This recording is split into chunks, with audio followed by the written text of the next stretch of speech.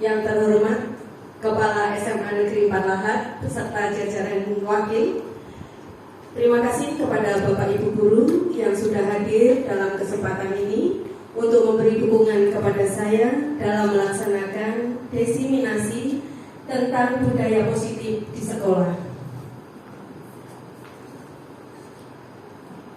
Di sini saya Marta Beni Widianti, CGP Angkatan 9 Kabupaten Lahat, akan mempresentasikan tentang diseminasi positif.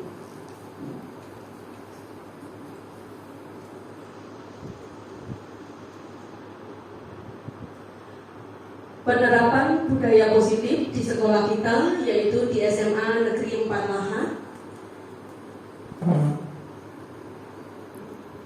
diawali dari tujuan pendidikan menurut Ki Hajar Dewantara. Tujuan pendidikan adalah menuntut segala kodrat yang ada pada anak-anak agar mereka dapat mencapai keselamatan dan kebahagiaan yang setinggi-tingginya, baik sebagai manusia maupun sebagai anggota masyarakat. Oleh sebab itu, pendidikan hanya dapat menuntun tumbuh hidupnya kekuatan kodrat yang ada pada anak-anak agar dapat memperbaiki lakunya, bukan dasarnya hidup dan tumbuhnya kekuatan kodrat pada anak.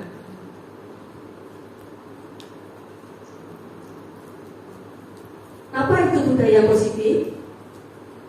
Budaya positif di sekolah yaitu nilai kebiasaan di sekolah yang berpihak pada murid agar mereka dapat berkembang menjadi pribadi yang kritis, penuh hormat, dan bertanggung jawab sesuai dengan profil pelajar Pancasila.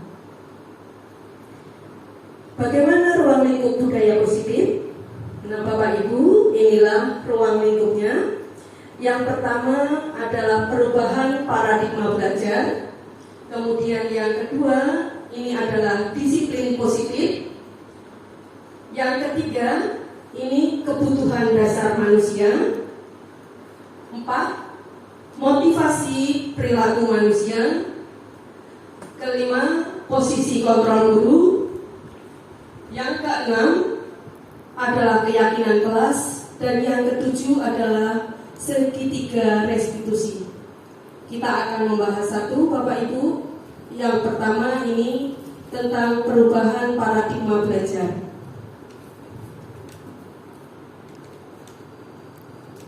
Apa itu paradigma belajar? Dalam hal ini didefinisikan dalam membangun budaya positif sekolah dapat menyediakan lingkungan yang positif, aman dan nyaman bagi siswa, dan mampu berpikir, bertindak, dan mencipta dengan merdeka, mandiri, dan bertanggung jawab. Disiplin sangat berkaitan dengan kontrol guru terhadap muridnya. Kita ibaratkan di sini ada kepalan yang ditunjuk oleh jari tangan. Anda dan teman Anda melakukan kegiatan cobalah buka. Anda adalah A. Tugas Anda adalah mengepalkan salah satu tangan Anda. Coba Anda bayangkan bahwa Anda menyimpan sesuatu yang sangat berharga di dalam kepalan tangan Anda. Anda perlu menjaga benda tersebut sekuat tenaga, karena begitu pentingnya untuk kehidupan Anda. Tugas B, rekan Anda, adalah mencoba dengan segala cara untuk membuka kepalan Anda. Boleh membujuk, menghardik, mengintimidasi, memarahi, menggoda, menggelitik, bahkan boleh menawari Anda uang agar Anda bersedia membuka kepalan Anda.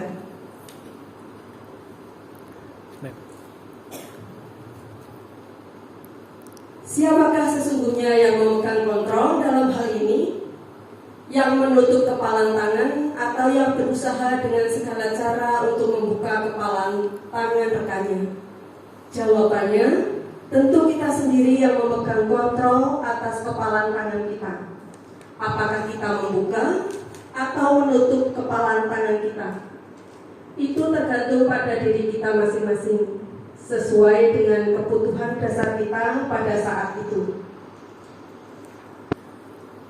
Hal tersebut ini merupakan perubahan paradigma belajar, yaitu teori kontrol atau ilusi kontrol, yang didefinisikan yaitu ilusi guru mengontrol murid, ilusi bahwa semua penguatan positif efektif dan bermanfaat, ilusi bahwa kritik membuat orang merasa bersalah dan dapat menguatkan karakter, ilusi bahwa orang dewasa memiliki hak untuk memaksa dari kepalan tangan tadi. Yang kedua, disiplin positif. Bapak Ibu, disiplin positif berasal dari kata disiplina yang artinya belajar. Kemudian disiplin diri membuat orang menggali potensinya menuju sebuah tujuan apa yang dia hargai. Namun dalam budaya kita, makna kata disiplin telah berubah menjadi sesuatu yang dilakukan seseorang pada orang lain untuk mendapatkan kepatuhan. Kecenderungan umum adalah menghubungkan kata disiplin dengan ketidaknyamanan, hubungan dengan apa yang kita hargai atau pencapaian suatu tujuan. Disiplin adalah kemampuan pemerintah diri sendiri dalam mengontrol dan menguasai diri untuk memilih tindakan yang mengacu pada nilai-nilai yang kita hargai dengan penuh tanggung jawab tanpa terperintah orang lain. Nilai-nilai yang kita hargai adalah nilai-nilai kebajikan atau sifat positif manusia yang merupakan tujuan mulia yang ingin dicapai setiap individu, yaitu nilai-nilai dalam profil pelajar Pancasila. Apa saja nilai-nilai yang ada dalam profil Pancasila ini? Yang pertama adalah beriman dan bertakwa kepada Tuhan Yang Maha Esa, kemudian berkebinekaan tunggal, mandiri, bergotong royong, bernalar kritis, dan kreatif. Yang ketiga, budaya positif yang ketiga ini adalah motivasi perilaku manusia. Yang pertama ini adalah kebutuhan dasar manusia. Realitas kebutuhan setiap orang berbeda. Kita harus berusaha memahami pandangan orang lain tentang dunia. Setiap orang memiliki gambaran yang berbeda-beda. Ada 5 kebutuhan dasar manusia. Yang pertama itu adalah cinta kasih atau rasa ingin diterima.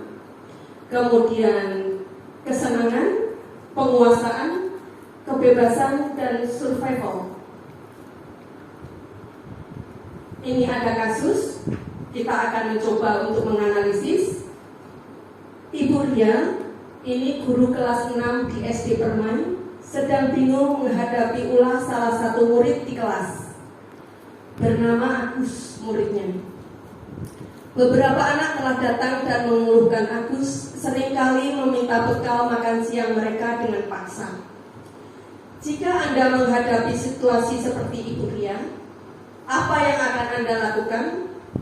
Menurut Anda, kira-kira apakah alasan Agus melakukan hal tersebut? Jawabannya ada bermacam-macam, Bapak Ibu. Dalam konteks penerapan disiplin positif, Ibu Ria sebaiknya mencari tahu alasan Agus melakukan tindakan tersebut agar mengetahui kebutuhan mana yang sedang berusaha Agus penuhi dari kelima tadi. Kita analisis. Yang pertama, Agus lapar dan orang tuanya tidak membawakan bekal makanan. Berarti dalam hal itu kebutuhan survival yang dibutuhkan Agus. Kemudian teman Agus jadi perhatian Agus. Berarti dalam hal ini Agus butuh cinta kasih. Kemudian Agus merasa bosan dengan bekal yang dibawakan orang tuanya karena selalu bekal yang sama, nasi gemuk terus. Nah, ini Agus pengen kebebasan. Yang keempat, Agus hanya iseng dan dia menikmati ekspresi wajah temannya yang besar, usil. Nah, ini kesenangan yang mau dipenuhi Agus.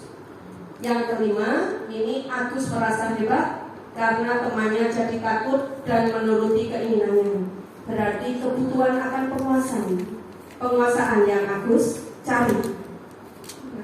Itu tentang kebutuhan manusia.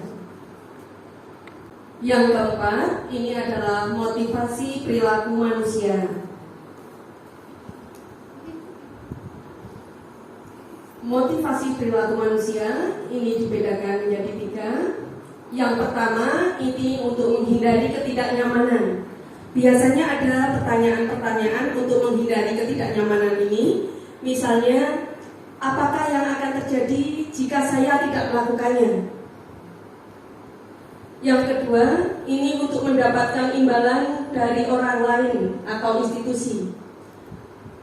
Pertanyaan yang muncul, apa yang akan saya dapatkan apabila saya tidak melakukannya? Kemudian yang ketiga, untuk menghargai diri sendiri menjadi insan sesuai harapan kita. Pertanyaan yang muncul, saya akan menjadi orang seperti apa bila tidak melakukannya? Maka dalam hal ini, yang nomor 1 dan nomor 2 itu termasuk motivasi eksternal. Yang nomor 3 ini adalah motivasi internal. Artinya dia memang keluar dari dalam diri kita sendiri. Motivasi internal inilah tujuan dari disiplin positif. Ini yang akan kita capai.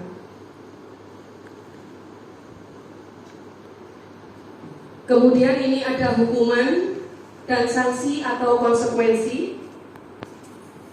Ini ada kasus Iva kurang menguasai pelajaran matematika. Biasanya pelajaran matematika memang pelajaran yang dianggap siswa adalah pelajaran yang sulit. Kemudian dalam hal ini, sehingga pada suatu pelajaran tersebut berlangsung, dia lebih banyak berdiam diri atau menggambar di buku pelajaran.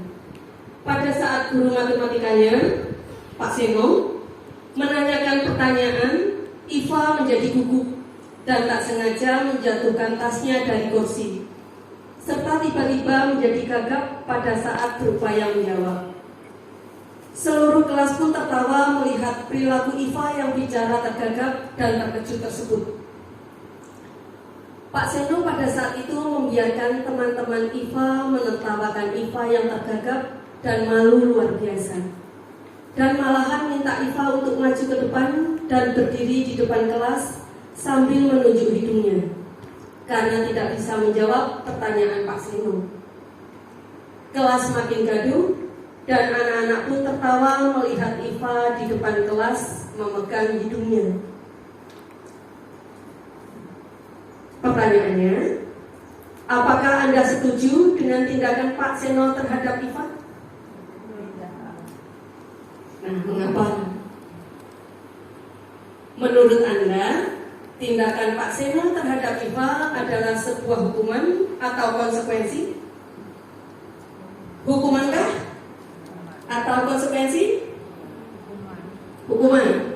Kita lihat definisinya. Ya. Ini perbedaan antara hukuman dan konsekuensi di sana.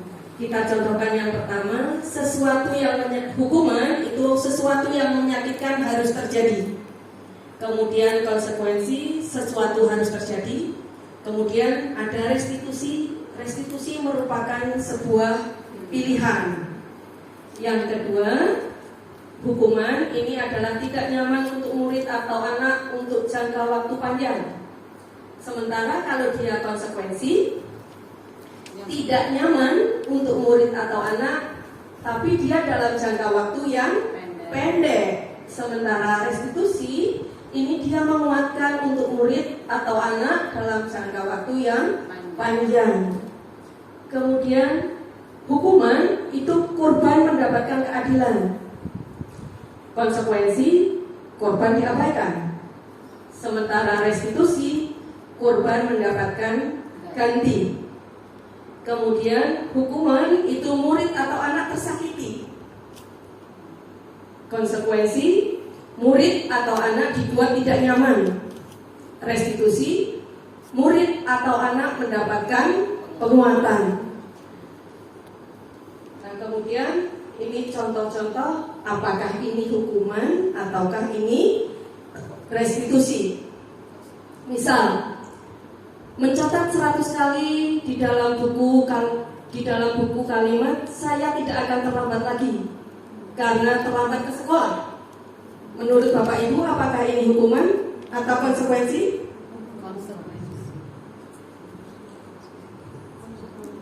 Konsekuensi. Kemudian lari mengelilingi lapangan basket 2 kali karena terlambat hadir di sekolah. Terlambat. Hukuman. Membersihkan coretan yang dibuatnya di meja tulis. Konsekuensi. Murid diminta untuk push up 15 kali karena tidak menggunakan masker di sekolah. Mengganti kertas teman yang telah dicoret-coret. Bapak Ibu, kita lihat jawabannya di sini.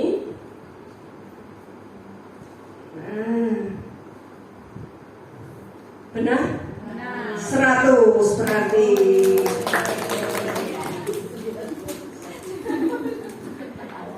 Yang kelima, budaya positif yang kelima ini adalah restitusi posisi kontrol guru.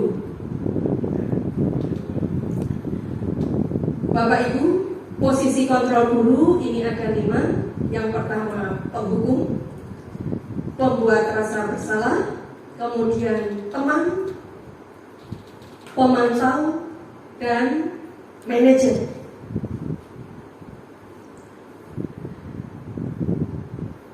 Nah, ini deskripsi dari 5 kontrol guru. Dalam hal ini tadi ada motivasi eksternal dan internal. Internal yang kita tuju dalam budaya positif. Dalam hal ini ada identitas gagal jika kita nanti posisi kita sebagai penghukum atau pembuat rasa bersalah di sana. Kemudian ada identitas sukses pada saat kita sudah menjadi dalam posisi kontrol guru sebagai teman, sebagai pemantau, dan sebagai manajer. Dalam 5 posisi kontrol guru ini benar-benar terjadi pada diri kita masing-masing karena kita sebagai guru. Maka dalam hal ini kita lihat apa yang diperbuat guru saat dia menjadi penghukum, rasa bersalah, teman, pemantau, dan manajer. Misal, yang diperbuat oleh guru sebagai penghukum ini dia menghati, menunjuk-nunjuk, menyakiti, indikatornya begitu. Kemudian kalau dia dengan kata-kata sebagai penghukum, kalau kamu tidak melakukannya, saya akan titik-titik dan selanjutnya, mengintimidasi. Kalau dia sebagai guru, sebagai posisi kontrolnya, sebagai pembuat rasa bersalah, ini berceramah, kemudian menunjukkan kekecewaan mendalam. Nah, kalimat yang keluar biasanya kamu sudah mengecewakan ibu, lembut, tapi membuat orang merasa bersalah. Kalau dia sebagai teman, ini membuat alasan untuk murid-murid. Kalau kamu begini terus bagaimana? Kasihan orang tua dan lain-lain. Seolah-olah kita menjalin hubungan yang dekat dengan murid, akrab, sebagai seorang teman. Lakukan demi Bapak Ibu. Ya sudah, nanti Bapak Ibu bantu. Seolah-olah teman. Ini ada dampak positifnya Bapak Ibu. Dampak positifnya murid seolah-olah dekat dengan kita, dengan gurunya. Dampak negatifnya ketergantungan murid terhadap guru.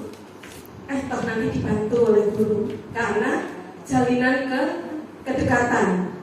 Kemudian sebagai pemantau ini menghitung dan mengukur apa peraturannya, apa konsekuensinya. Kalau ada anak terlambat, bisa ditanya jam berapa jam pelajaran dimulai, menghitung waktu ya. Kemudian posisi kontrol sebagai manajer. Ini mengajukan pertanyaan-pertanyaan, kemudian menanyakan apa yang diyakini, membimbing anak, mendukung anak untuk menemukan solusinya sendiri. Ini posisi sebagai manajer, dan ini yang diharapkan dari kita semua, kita bisa sampai pada posisi manajer, supaya nanti kontrol diri kita itu bagian dari motivasi intrinsik. Kita mulai dari diri kita. Bapak Ibu Guru, kita akan melihat video tentang 5 posisi kontrol dari guru. Kemudian nanti kita akan menanggapi video yang kita tayangkan ini. Mari Bapak Ibu kita lihat bersama-sama.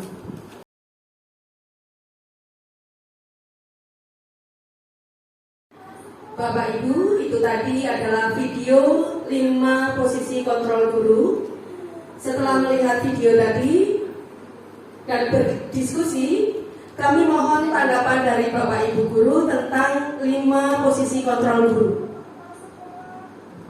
Silakan Bapak Ibu, siapa yang akan menanggapi terlebih dahulu?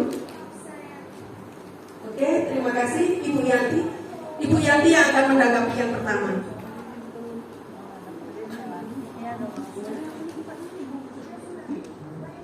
Terima kasih.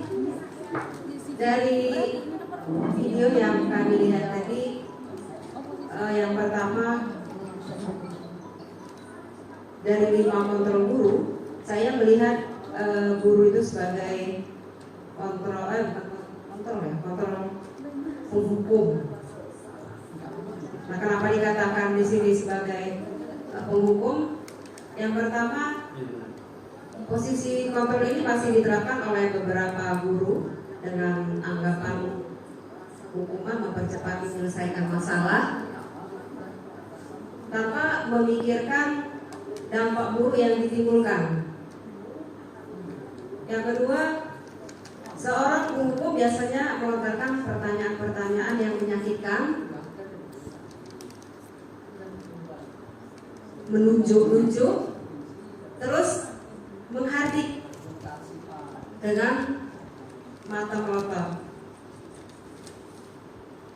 Dari sini akan seorang siswa akan mendapat dampak yang tidak baik bagi murid itu sendiri. Yang pertama, murid akan menjadi seorang yang pendendam, kemudian akan menjadi seorang yang pemberontak, serta akan menjadi seseorang yang bisa menyalahkan orang lain. Itu menurut saya. Terima kasih. Baik, terima kasih pendapatnya Ibu Yanti sudah mengomentari video dari 5 posisi kontrol guru. Baik, untuk yang kedua sebagai pembuat rasa bersalah, siapa yang akan menanggapi? Oh, Ibu Celi, silakan Ibu Celi. Terima kasih kesempatannya. Hasil diskusi setelah melihat video 5 kontrol guru, untuk kontrol guru yang kedua membuat rasa bersalah. Pada posisi ini guru berkata lebih lembut, merasa tidak nyaman, kemudian menimbulkan rasa bersalah, bahkan rendah diri. Dampak pada murid merasa bersalah dan tidak berharga. Itu aja, terima kasih. Baik, terima kasih Ibu Celi sudah menanggapi untuk posisi kontrol guru yang membuat merasa bersalah. Silakan Ibu yang akan menanggapi posisi kontrol yang lain. Oke, Miss Bella, silakan. Baik, terima kasih atas kesempatannya. Adapun hasil diskusi kami setelah melihat video 5 kontrol guru tersebut, yang mana posisi kontrolnya adalah teman. Sebagai guru kita tidak boleh menyakiti murid, serta guru bersikap akrab kepada murid. Adapun berdampak positif dan negatifnya, yang mana dampak positifnya dapat menjalin hubungan baik antara guru dengan murid, sedangkan dampak negatifnya ialah muncul rasa ketergantungan murid terhadap guru. Terima kasih. Terima kasih Miss Bella sudah menanggapi posisi kontrol guru sebagai teman. Kemudian masih ada dua lagi sebagai pemantau dan manajer. Silakan Ibu Nisa untuk memberikan hasil diskusinya. Terima kasih atas kesempatannya. Posisi kontrol yang keempat yaitu sebagai pemantau atau pengawas, yang mana guru bertanggung jawab atas perilaku murid-murid yang dihadapi. Dampak yang terjadi pada siswa atau murid yaitu murid lebih memahami sanksi yang harus dijalankan karena telah melanggar tata tertib sekolah. Untuk yang posisi kontrol terakhir yaitu yang sebagai manajer, guru melakukan sesuatu bersama murid. Yang kedua, mempersilahkan murid bertanggung jawab atas perilakunya. Yang ketiga, mendukung murid untuk menemukan solusi. Sedangkan dampak yang terjadi pada murid itu adalah sebagai penguatan watak atau karakter murid. Itu saja, terima kasih atas kesempatannya. Assalamualaikum warahmatullahi wabarakatuh. Waalaikumsalam warahmatullahi wabarakatuh. Terima kasih untuk tanggapan bagi video yang sudah kita tonton tadi, yaitu 5 posisi kontrol guru. Bapak Ibu, bisa kita bayangkan bagaimana saat kita bisa merefleksikan pada posisi mana keadaan kita saat ini pada kontrol guru. Seandainya kita sudah ada pada posisi pemantau atau manajer, maka di situ kita bisa membantu menguatkan karakter dari murid. Kita lanjutkan ibu-ibu sekalian, yaitu budaya positif yang ke-6, keyakinan kelas. Nah, keyakinan kelas ini adalah nilai-nilai kebajikan atau prinsip-prinsip universal yang disepakati bersama secara universal, lepas dari perbedaan agama, suku, negara, dan bahasa.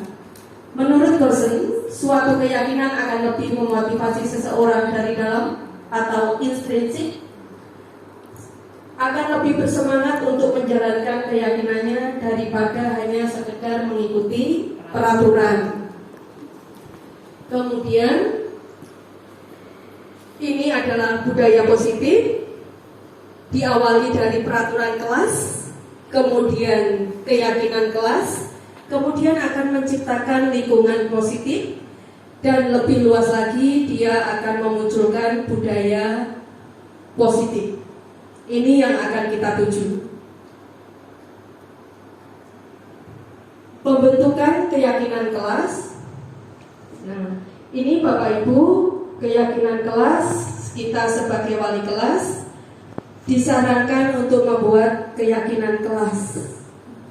Keyakinan kelas bersifat lebih abstrak daripada peraturan yang lebih rinci dan konkret. Kemudian keyakinan kelas merupakan pernyataan universal. Pernyataan kelas dibuat dalam bentuk positif. Keyakinan kelas hendaknya tidak terlalu banyak hingga mudah diingat dan dipahami. Keyakinan kelas sebaiknya sesuatu yang dapat diterapkan di lingkungan tersebut. Semua warga kelas ikut berkontribusi dalam membuat keyakinan kelas lewat kegiatan surat pendapat, kemudian bersedia meninjau kembali keyakinan kelas dari waktu ke waktu. Jadi keyakinan kelas itu dibuat oleh guru atau wali kelas dengan muridnya, dan kemudian bisa dilakukan revisi. Bapak Ibu, ini adalah video keyakinan kelas yang sudah saya buat. Selamat pagi anak-anak. Selamat pagi. Hari ini kita akan membuat keyakinan kelas. Keyakinan kelas ini merupakan impian dari anak-anak sekalian tentang bagaimana kelasmu. Boleh juga impian tentang bagaimana teman-temanmu, juga bagaimana dengan guru yang mengajar di kelasmu. Apakah impianmu tentang kelas kita? Ada yang punya impian tentang kelas kita? Silakan, siapa yang mempunyai impian tentang kelas kita, mewakili kelas kita ini. Yuk, Kristus. Jadi saya punya impian kelas kita ini menjadi kelas yang bersih, kelas yang nyaman untuk ditinggali sebagai rumah kedua kita. Saya juga ingin kelas kita ini kelas yang kondusif, yang menghormati guru dan juga menghormati sesama teman sekelas kita. Oke, terima kasih Kristo. Inilah harapan dari Kristo untuk kelas kita. Apakah ada yang lain yang ingin mengungkapkan keinginan atau impian tentang kelas kita? Yuk, silakan Fatia. Selamat pagi Mem dan teman-teman. Jadi saya mempunyai keyakinan kelas untuk kelas kita yaitu saling kompak, saling menghargai pendapat, dan saling mendukung dalam hal-hal yang positif. Terima kasih. Terima kasih anak-anak telah memberikan impiannya, harapan-harapan yang ada di kelas kita. Itu adalah perwakilan dari kita, dua siswa. Nah, sekarang anak-anak bisa menuliskan di sticky note apa yang menjadi harapan-harapanmu. Nah, silakan menuliskan nama di sana, kemudian harapanmu.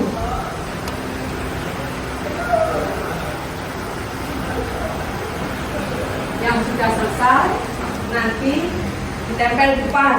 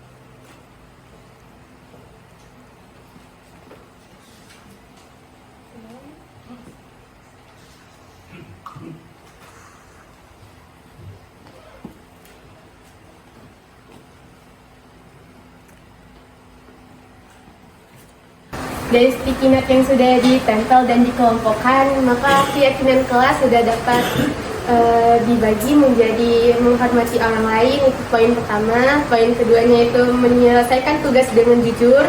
Di poin ketiganya itu mengumpulkan tugas dengan tepat waktu. Di poin keempat, angkat tangan sebelum berbicara. Di poin kelima, menggunakan gawai secara baik dan benar. Di poin ke-6 itu menjaga kebersihan kelas, dan poin terakhir itu sukses sendiri itu biasa, akan tetapi sukses bersama-sama itu luar biasa. Dari sticky note yang sudah ditempel anak-anak, kemudian sudah dikelompokkan bersama, ini dikelompokkan, kemudian didapat kesepakatan kelas, yaitu bahwa 1. Keyakinan kelas untuk 12 MIPA 4 ini adalah 1. Menghormati orang lain, 2. Menyelesaikan tugas dengan jujur, 3. Mengumpulkan tugas tepat waktu, 4. Angkat tangan sebelum berbicara, yang kelima, menggunakan gawai dengan bijak, kemudian yang keenam, menjaga kebersihan kelas, dan yang ketujuh adalah sukses sendiri itu biasa, sukses bersama baru luar biasa.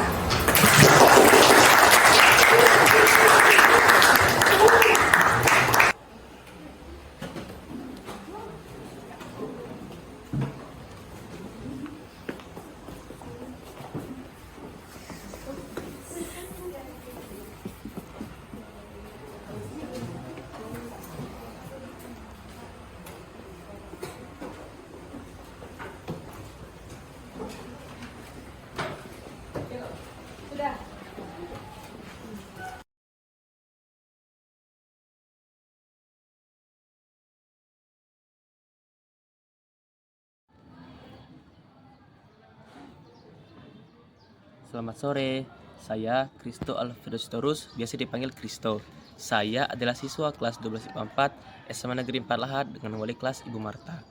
Di kelas tadi, saya dan teman-teman membuat keyakinan kelas, dan kami merasa senang dengan kegiatan tadi. Semoga saya dan teman-teman dapat melaksanakan keyakinan kelas yang kami buat tadi, dan semoga kelas kami semakin nyaman dan menyenangkan. Terima kasih. Kita lanjutkan, ibu-ibu sekalian, bahwa di sini yang ketujuh ini adalah segitiga restitusi. Nah, nanti kita tahu bagaimana cara menyelesaikan masalah dengan anak-anak kita. Ini segitiga restitusi. Ada 3 tahapan dalam segitiga restitusi. Yang pertama, menstabilkan identitas, kemudian ada validasi tindakan yang salah, dan yang ketiga ada menanyakan keyakinan. Apa yang kita lakukan pada setiap tahap? Pada tahap pertama, saat kita menstabilkan identitas, ini ada beberapa kata yang bisa kita ucapkan kepada anak kita yang melakukan kesalahan atau melanggar peraturan. Misal, berbuat salah itu tidak apa-apa, tidak ada manusia yang sempurna. Saya juga pernah melakukan kesalahan itu. Kemudian Bapak Ibu tidak tertarik mencari siapa yang salah, tetapi Bapak Ibu ingin mencari solusi dari permasalahan ini. Kemudian kamu berhak merasa seperti itu. Apakah kamu sudah menjadi teman yang baik untuk dirimu sendiri? Dalam hal ini, guru menstabilkan murid supaya murid tidak selalu merasa di sana fokus pada kesalahannya. Kemudian langkah yang kedua, pada saat validasi tindakan yang salah, ini yang bisa kita ucapkan. Kamu pasti punya alasan mengapa melakukan hal itu. Kemudian kamu patut bangga pada dirimu sendiri karena kamu telah melindungi sesuatu yang penting buat kamu. Dalam hal ini sebenarnya kita ingin menggali kenapa dia berbuat seperti itu dari anak-anak kita. Kemudian yang ketiga, ini kita menanyakan keyakinan. Artinya dalam hal ini kita sudah punya keyakinan kelas yang kita sepakati bersama anak-anak di kelas kita. Maka apa yang kamu percaya sebagai kelas atau keluarga? Apakah nilai-nilai umum yang telah kita sepakati? Apa bayangan kita tentang kelas yang ideal? Kamu mau menjadi seperti apa? Modelnya seperti itu. Kemudian Bapak Ibu, ini adalah video yang saya buat untuk melaksanakan restitusi. Nah, ini saya mengambil kasus ada anak yang terlambat datang ke sekolah. Nah,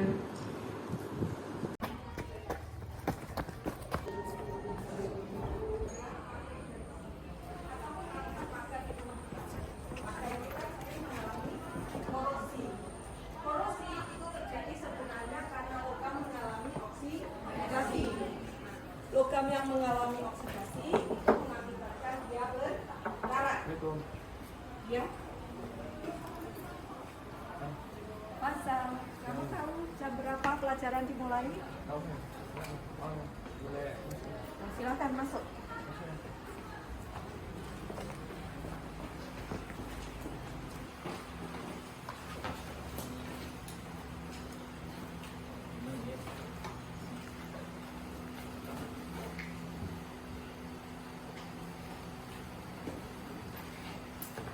Kita lanjutkan anak-anak bahwa logam itu mengalami korosi karena logam mengalami oksidasi. Apakah Fasa tahu mengapa itu memanggil Fasa ke sini? Ya Bu, karena saya tadi datang terlambat ke sekolah. Baik. Tidak apa-apa Fasa. Ibu juga pernah terlambat datang ke sekolah. Temanmu juga pernah terlambat dan itu manusiawi. Tetapi di sini ibu tidak mencari siapa yang salah, namun kita mencari solusi atas kesalahan yang Fasa buat. meminta maaf. Tentunya Fasa punya alasan kenapa Fasa tadi pagi datang terlambat. Ini tadi pagi Fasa bangun siangan Bu, gara-gara tidur jam 12 malam karena Fasa main game. Oh, jadi begitu. Apakah Fasa ingat dengan keyakinan kelas yang sudah kita buat dan bagian mana yang Fasa langgar? Ya, Bu, bagian dari datang ke kelas tepat waktu dan menghargai orang lain. Baik, kalau Fasa sudah tahu, jadi langkah apa yang harus Fasa lakukan untuk memperbaiki kesalahan dari Fasa? Karena keterlambatan saya ini, saya berjanji Bu untuk tidur lebih awal supaya bangun lebih awal dan datang ke sekolah tepat waktu. Bagus. Kira-kira Fasa akan melakukan itu kapan? Insya Allah dari mulai malam ini dan seterusnya. Oke, terima kasih Fasa. Bagus, karena Fasa sudah berusaha untuk menjadi yang lebih baik. Kita doakan Fasa menjadi anak yang selalu menghargai orang lain dan datang ke sekolah tepat waktu, lebih menghargai waktu. Terima kasih. Assalamualaikum warahmatullahi wabarakatuh. Perkenalkan, saya Faza Wicaksono adalah salah satu murid dari kelas 12 MIPA 4 di SMA Unggul Negeri 4 Lahat.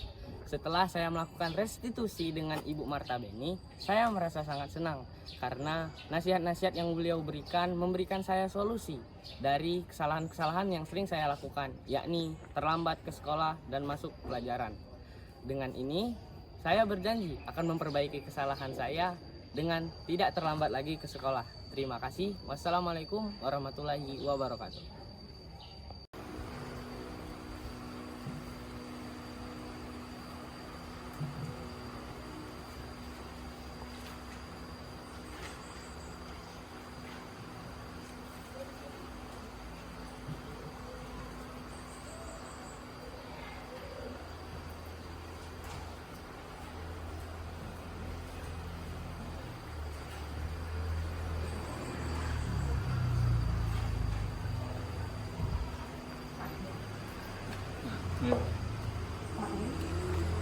Kau mengerjakan soal tidak jujur. Iya men, maaf semalam saya lupa belajar men.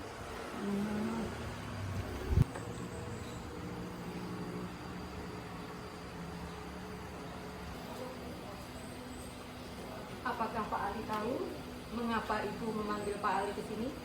Iya Bu, karena saya nulis catatan punya satu ruangan Bu. Iya, membuka buku catatan juga salah satu usaha yang Pak Ali lakukan supaya bisa menjawab soal. Ibu tidak mencari siapa yang salah, namun kita mencari solusi atas kesalahan yang tadi Pak Ali perbuat. Iya Bu, saya minta maaf. Tentunya Pak Ali punya alasan mengapa tadi Pak Ali membuka buku catatan kimia. Karena saya tidak siap untuk ruangan Bu, saya tidak perhatian. Oh, begitu.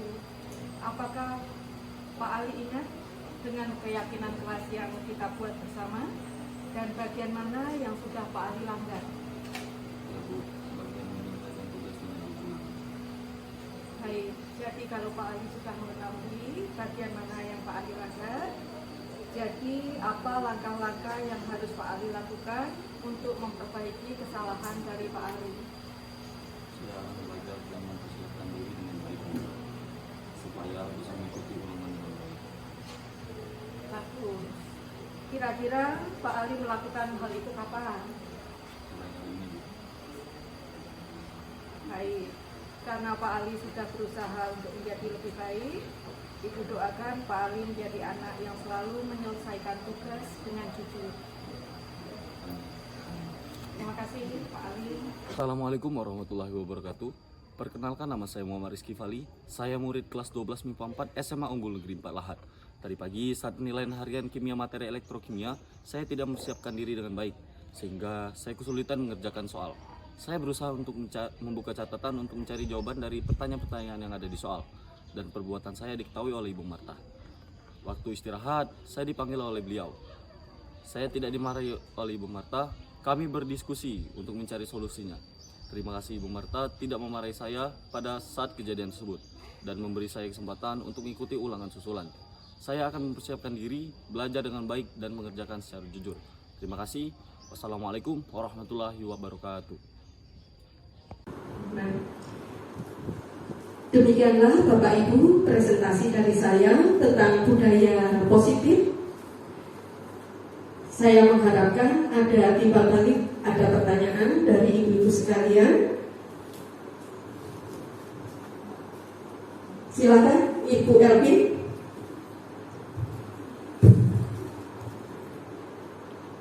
Terima kasih kesempatan kepada saya. Di sini tadi Ibu menjelaskan tentang peraturan dan keyakinan kelas. Tolong jelaskan perbedaannya. Terima kasih. Saya akan menanggapi pertanyaan dari Ibu Elvin yang menanyakan perbedaan dari peraturan dan keyakinan. Kalau peraturan itu dibuat satu arah, kayak peraturan di sekolah kita, itu sekolah yang membuat dan siswa harus melaksanakan. Di saat siswa melanggar peraturan sekolah, maka siswa harus siap dengan sanksinya. Jadi siswa tidak ikut membuat peraturan sekolah tersebut.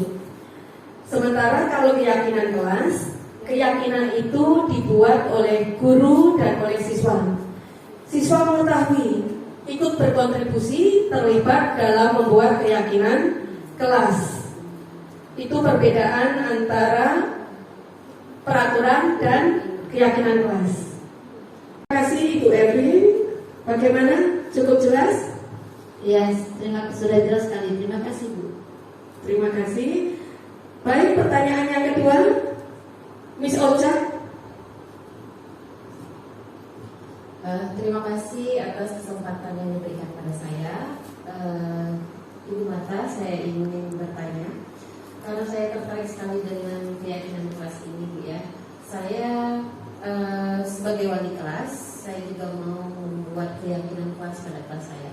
Tapi mengingat untuk semester 1 ini kegiatan belajar mengajar itu kan tinggal 1 bulan lagi. Yang ingin saya tanyakan bagaimana langkah-langkah dalam membuat keyakinan kelas, keyakinan di kelas. Saya terima kasih. Assalamualaikum warahmatullahi wabarakatuh. Terima kasih Ibu Ocha. Saya akan menanggapi pertanyaan dari Miss Ocha. Miss Ocha menanyakan, dia tertarik dengan keyakinan kelas, kemudian akan membuat, tetapi waktunya tinggal 1 bulan. Kapan waktu yang tepat? Maka dalam hal ini, menurut pendapat saya, di awal semester genap bisa membuat keyakinan kelas. Kemudian langkah-langkah apa saja untuk membuat keyakinan kelas? Maka di sini kita bisa menjalin interaksi komunikasi dengan anak-anak di kelas, bisa menanyakan apa permasalahan yang ada di kelas dan bagaimana impian anak-anak untuk kelasnya. Kemudian kita mengeksplorasi ide dari anak-anak, apa keinginan kelas mereka. Ditulis, bisa ditulis di sticky note, kemudian ditempelkan di papan tulis. Kemudian setelah itu dikelompokkan dan di sana ada beberapa barangkali yang menulis jangan datang terlambat. Kita buat kalimatnya menjadi kalimat positif. Datang tepat waktu. Dan keyakinan kelas tersebut yang sudah menjadi keputusan keyakinan kelas itu disepakati bersama dengan anak-anak, kemudian ditandatangani.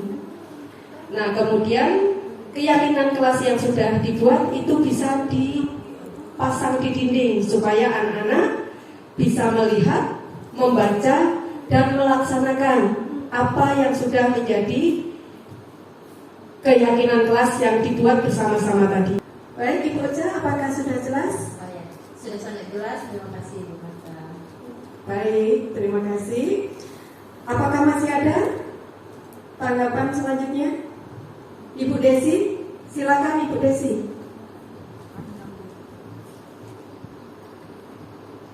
Terima kasih Bu Mata atas kesempatannya.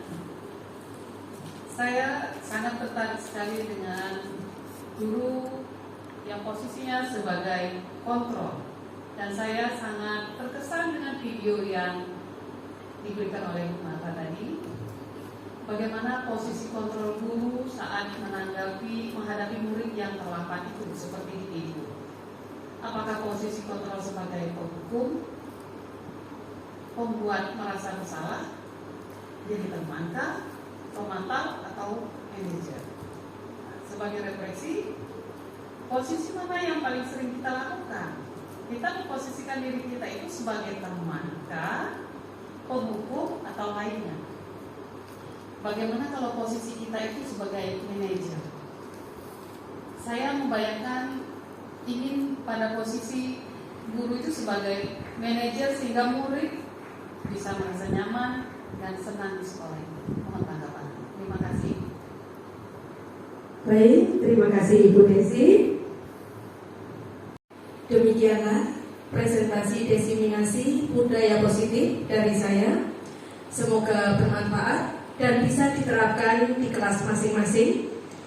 Dan semoga kita melakukan pembelajaran yang berpihak pada murid dan membentuk karakter murid yang berprofil pelajar Pancasila. Terima kasih. Selamat siang.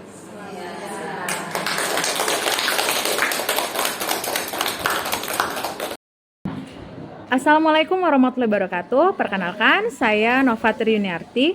Saya biasa dipanggil Ibu Nova. Saya mengampu mata pelajaran bahasa Inggris di SMA Negeri 4 Lahat. Hari ini saya mengikuti sosialisasi budaya positif bersama Ibu Marta. Terima kasih Bu Marta karena sosialisasinya kami jadi memahami mengenai budaya positif itu, dan semoga saja kami bisa menerapkan budaya positif di kelas diawali dengan membuat keyakinan kelas. Seluruh rekan kerja sangat mendukung kegiatan ini dan terima kasih Bu Marta, semoga Ibu Marta sukses selalu. Assalamualaikum warahmatullahi wabarakatuh. Assalamualaikum warahmatullahi wabarakatuh. Halo, saya Siska Irmala Dewi. Saya adalah guru di SMA Unggul Negeri 4 Lahat. Saat ini saya mengajar di kelas 12 mengampu mata pelajaran bahasa Indonesia. Dan alhamdulillah sebelumnya saya telah menyelesaikan pendidikan guru penggerak, yaitu pendidikan guru penggerak angkatan 7. Nah, dan hari ini saya pun kembali menemani Ibu Marta Beni untuk melaksanakan diseminasi tentang budaya positif. Dan menurut saya apa yang telah disampaikan oleh Ibu Marta itu merupakan hal yang luar biasa, karena memang budaya positif ini hendaknya selalu dilakukan secara berkelanjutan. Nah, dan yang namanya keyakinan kelas itu hendaknya dilaksanakan oleh semua guru, dan itu perlu diingatkan kembali setiap kali kita tahun ajaran baru dan sebagainya. Dengan demikian diharapkan semua materi tentang kontrol, tentang segitiga restitusi akan terus ditanamkan oleh semua guru di SMA Unggul Negeri 4 Lahat supaya nanti tercapai siswa atau murid yang berkarakter profil pelajar Pancasila. Demikian, terima kasih Bu Marta karena diseminasinya luar biasa dan tetap semangat untuk melanjutkan pendidikan CGP ini. Wassalamualaikum.